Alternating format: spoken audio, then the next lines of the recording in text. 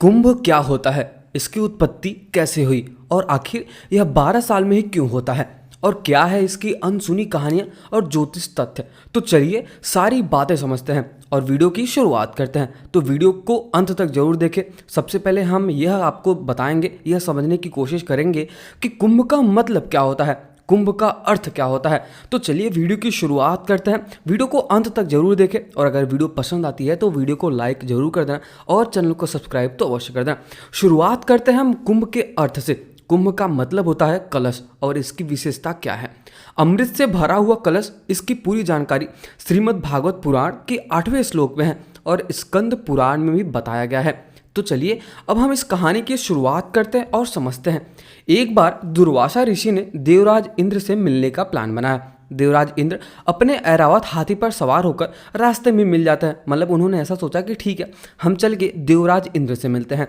अब ये जाते जाते देवराज इंद्र रास्ते में मिल जाते हैं। दुर्वासा ऋषि ने देवराज इंद्र को एक माला पहनाई, लेकिन देवराज इंद्र ने सोचा कि यह माला कैसी होगी, शुद्ध होगी या अशुद्ध होगी, या फिर अपने अहंकार में आकर इंद्र ने वह माला उतार कर अपने हाथी के ऊपर चढ़ा दिया।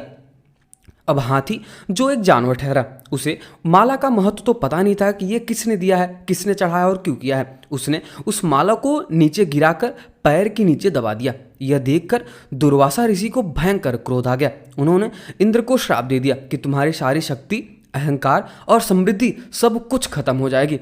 श्राप का असर हुआ और असुरों ने देवताओं और स्वर्ग पर आक्रमण कर दिया। डर के मारे सारे देवता, सारे लोग ब्रह्मा जी के पास जाते हैं और अपनी व्यथा सुनाते हैं कि प्रभु ऐसा ऐसा हो गया। मतलब दुर्वासा ऋषि ने उनको माला दिया और फिर दुर्वासा ऋषि ने श्राप भी दिया और इसकी वजह से सारी शक्तियाँ, समृद्धियाँ सब कुछ खत्म हो चुकी हैं। अब जैसे ही भगवान ब्रह्मा ने ये सब कुछ सुना, उन्होंने बोला कि ठीक है भैया, इसको, ये पूरी समस्या है, इसका समाधान करने के लिए हमें भगवान विष्णु के पास जाना पड़ेगा। तभी सभी देवता और भगवान ब्रह्मा जी भगवान विष्णु के पास जाते हैं क्षीर सागर में, जहां भगवान विष्णु विश्राम कर रहे थे। भगवान विष्णु ने सलाह दी कि असुरों की मदद लेकर क्षीर सागर को मसो और उसके साथ ही साथ उसमें से जो अमृत निकलेगा और जिसे जो व्यक्ति उसका पान करेगा, जो व्यक्ति उसको पी लेगा, वो अजय और अमर हो जाएगा। तब यहाँ पे भगवान विष्णु की ये सलाह सब लोग मानते हैं और ये करना शुरू कर देते हैं। देवताओं ने असुरों को अमृत का लालच देकर सहमति बना ली और समुद्र को मंथन किया। मतलब उसको मथना शुरू कर दिया, जैसे एक हम अपने दही को मथते हैं और मक्खन निकालते हैं, ठीक उसी प्रकार मंथन के लिए मंदराचल पर्वत और वासुकी नाग की जरूरत पड़ी। भगवान विष्णु ने भगवान शिव ने वासुकी नाग दिया और मंदराचल पर्वत को भी तैयार किया गया।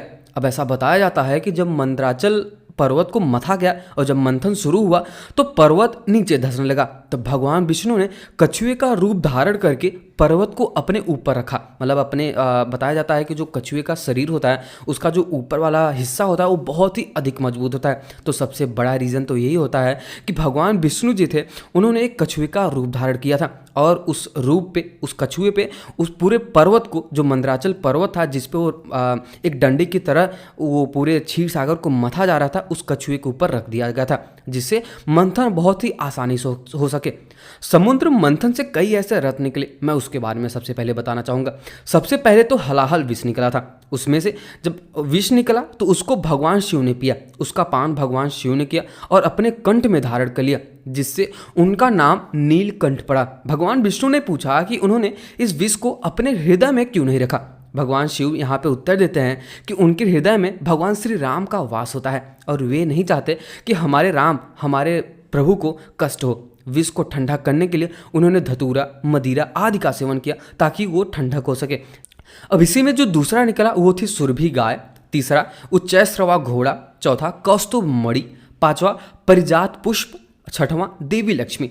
अब ऐसा कहा जाता है कि एक बार मैत्रेय जी श्री पराशर जी महाराज से पूछते हैं। अब इसका जो वर्णन है वो विष्णु पुराण में मिलता है कि मैत्रेय जी पराशर जी से पूछते हैं कि प्रभु आप हमें ये बताएं कि जो लक्ष्मी जी है वो भगवान विष्णु के अंगूठे से उत्पन्न हुई थी या फिर वो जब समुद्र मंथन हुआ था तब यहाँ पे जो महाराज पराशर जी हैं, भगवान पराशर जी है, वो मैत्रेय को उत्तर देते हैं कि जो लक्ष्मी जी का उत्पत्ति हुई है वो भगवान ब्रह्मा से भी हुई है और मंथन के समय भी हुई है। तब यहाँ से आप ये भी मान सकते हो कि देवी लक्ष्मी का यहाँ से उद्गम होता है। अब 7वें नंबर पे होता है वारुणी और 8वें नंबर पे होता है अमृत कलश। अंत में भगवान धन्वंतरी, भगवान विष्णु के अवतार ही है धन्वंतरी, अमृत कलश लेकर बाहर प्रकट होते हैं।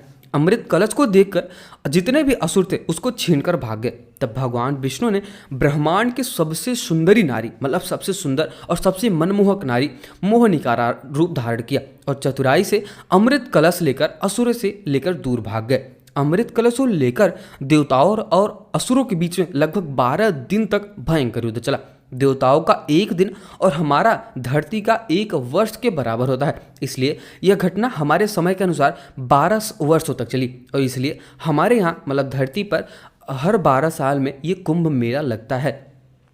देवराज इंद्र के पुत्र जयंत, जिनका नाम था, देवराज इंद्र के पुत्र जयंत ने अमृत कलश को सुरक्षित रखने के लिए धरती पर उन्होंने 4 स्थानों पर रखा। उनमें से सबसे पहले नाम आता है हरिद्वार, गंगा नदी के किनारे। दूसरा नाम आता है उज्जैन, शिप्रा नदी के किनारे। और जो तीसरा नाम आता है वो नासिक, गोदावरी नदी के किनारे। और जो चौथा है और सबसे महत्वपूर्ण और सबसे बढ़िया है वो माना जाता है प्रयागराज, गंगा, यमुना और सरस्वती के संगम, जिसको बोलते हैं त्रिवेणी। यहाँ पे तीनों नदियों का जब जब उन्होंने उठाया और उसको रखा तब तब वो पूरा जो अमृत कलश है वो पूरा लबालब भरा था, उससे छलक कर वो धरती पर जा गिरी और नदियों में जा मिली। ऐसा माना जाता है कि जो व्यक्ति इस नदी में या फिर इस स्थानों पर स्नान करता है उसे मोक्ष की प्राप्ति हो जाती है। तो चलिए फिर अभी हम ये जानते हैं कि आखिर ये 12 साल में कुंभ क्यों लगता है। जैसा कि मैंने आपको पहले ही बताया और मैंने वापस से बताना चाहूँगा कि देवताओं का एक दिन हमारा 12 वर्ष के बराबर होता है, इसलिए यह आयोजन हर 12 वर्ष के बाद ही होता है। और मैंने आपको पहले ही बताया कि जो 12 दिन का लगभग युद्ध चला था वो 12 वर्ष चला था हमारे हिसाब से।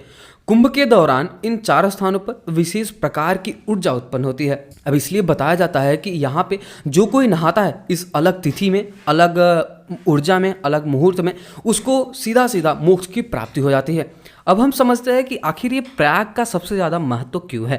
प्रयाग में 3 नदियों का संगम है। मैंने आपको पहले ही बताया, सफ़ेद नदी गंगा, नीली काली नदी यमुना और अदृश्य रहने वाली सरस्वती। इस संगम को त्रिवेणी भी कहा जाता है। इसे तीर्थराज माना जाता है, सभी तीर्थों का राजा भी कहा जाता है। और ऐसा माना जाता है कि यहाँ डुबकी लगाने से 100 गुना अधिक पवित्रता प्राप्त हो जाती है।